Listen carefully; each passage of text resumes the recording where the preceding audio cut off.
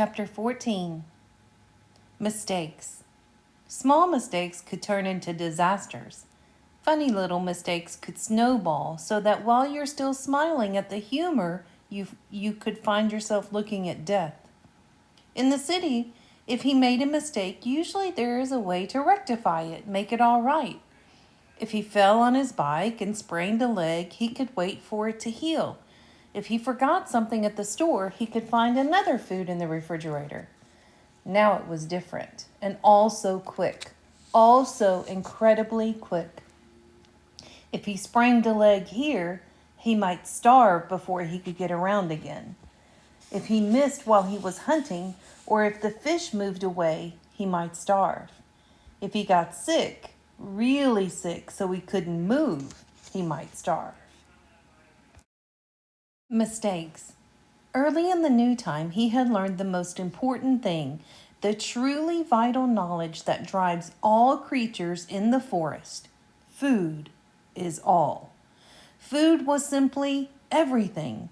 All things in the forest, from insects to fish to bears, were always looking for food. It was the great single driving influence in nature to eat. All must eat. By the way he learned it, almost killed him. His second new night, stomach full of fish and the fire smoldering in the shelter, he had been sound asleep when something, he thought later it might be smell, had awakened him. Near the fire, completely unafraid of the smoldering coals, completely unafraid of Brian, a skunk was digging where he had buried the eggs. There was some sliver of a moon, and in the faint pearl light, he could see the bushy tail, the white stripe down the back, and he had nearly smiled. He didn't know how the skunk had found the eggs. Some smell, perhaps some tiny fragment of shell had left a smell, but it looked almost cute, its little head down and its little tail up as it dug, kicking the sand back. But those were his eggs, not the skunk's. And the half smile had been quickly replaced with fear that he would lose his food. And he grabbed a handful of sand and thrown it at the skunk. "Get out of here!" He was going to say more, some silly human words. But in less than half a second, the skunk had snapped its rear end up, curved the tail over, and sprayed Brian with a direct shot aimed at his head from less than 4 feet away. In the tiny confines of the shelter, the effect was devastating. The thick, sulfurous, rotten odor filled the small room, heavy, ugly, and stinking. The corrosive spray that hit his face seared into his lungs and eyes, blinding him. He screamed and threw himself sideways, taking the entire wall off the shelter, screamed and clawed out of the shelter, and ran toward the shore of the lake. Stumbling and tripping, he scrambled into the water and slammed his head back and forth, trying to wash his eyes, slashing at the water to clear his eyes. 100 funny cartoons he had seen about skunks. Cute cartoons about the smell of skunks, cartoons to laugh at and joke about. But when the spray hit, there was nothing funny about it. He was completely blind for almost 2 hours, a lifetime. He thought that he might be permanently blind or at least impaired, and that would have been the end. As it was, the pain in his eyes lasted for days, bothering him after that for 2 weeks. The smell in the shelter, in his clothes, and in his hair was still there now, almost a month and a half later. And he had nearly smiled. Mistakes. Food had to be protected. While he was in the lake, trying to clear his eyes, the skunk went ahead and dug up the rest of the turtle eggs and ate every one.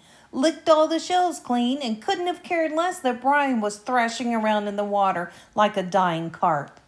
The skunk had found food and was taking it, and Brian was paying for a lesson.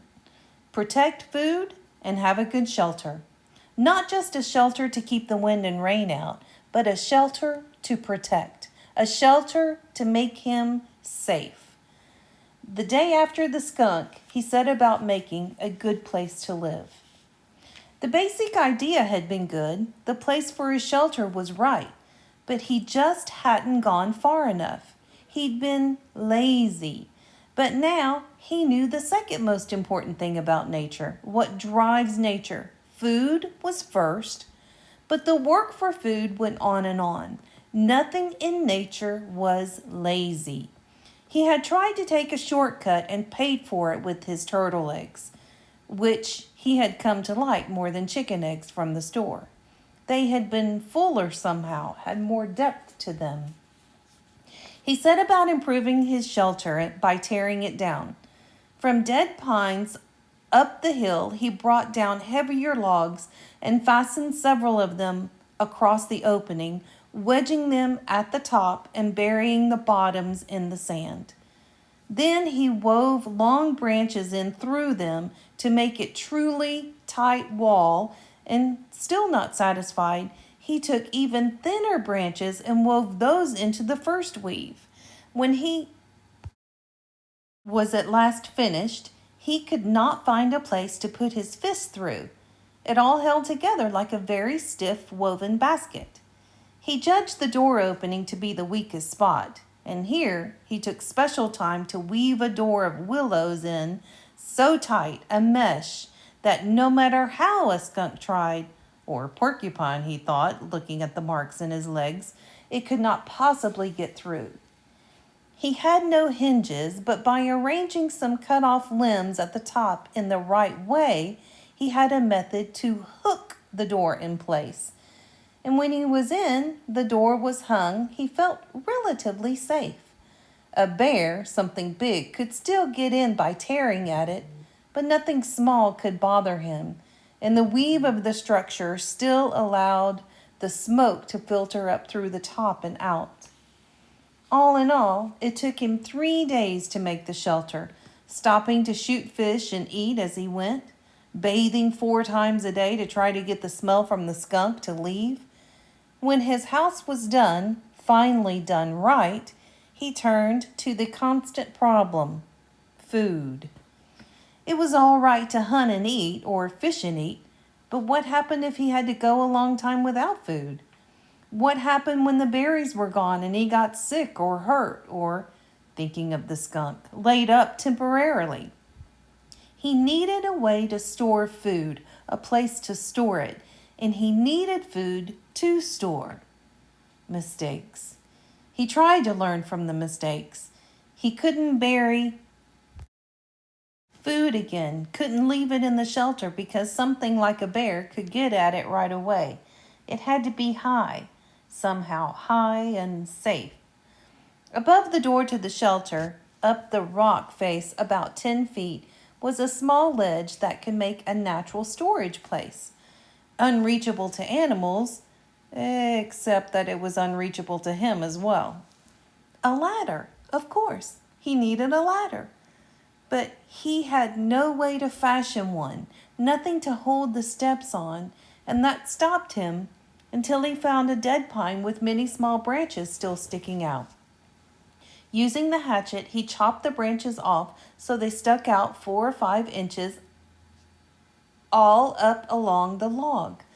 Then he cut the log off about 10 feet long and dragged it down to his shelter. It was a little heavy, but dry, and he could manage it. And when he propped it up, he found he could climb to the ledge with ease, though the tree did roll from side to side a bit as he climbed. His food shelf, as he thought of it, had been covered with bird manure, and he carefully scraped it clean with sticks.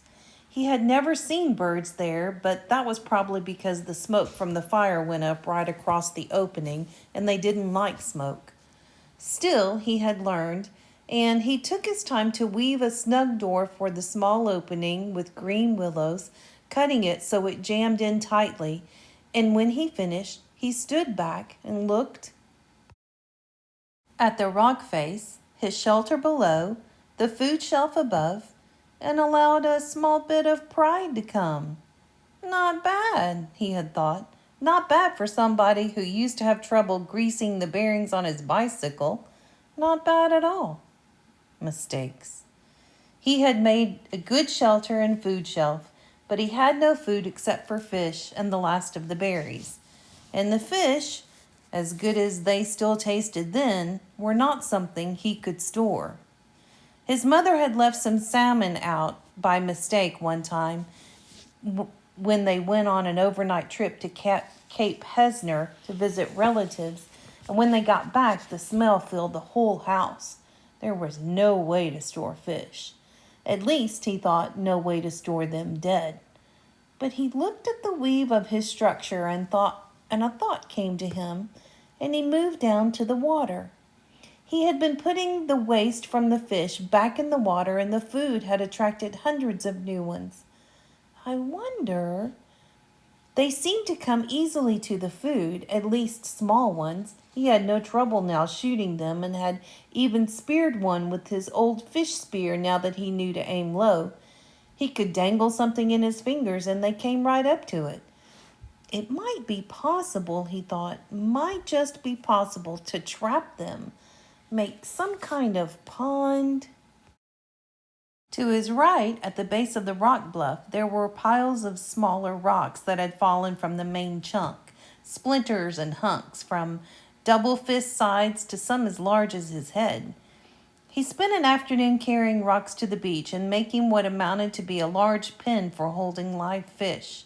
2 rock arms that stuck out 15 feet into the lake and curved together at the end. Where the arms came together, he left an opening about 2 feet across. Then he sat on the shore and waited. When he had first started dropping the rocks, all the fish had darted away. But his fish trap pile of bones and skins and guts was in the pond area, and the prospect of food brought them back. Soon, under an hour, there were 30 or 40 small fish in the enclosure, and Brian made a gate by weaving small willows together into a fine mesh and closed them in. "Fresh fish!" he yelled. "I have fresh fish for sale!" Storing live fish to eat later had been a major breakthrough, he thought. It wasn't just keeping from starving, it was trying to save ahead, think ahead. Of course, he didn't know then how sick he would get of fish.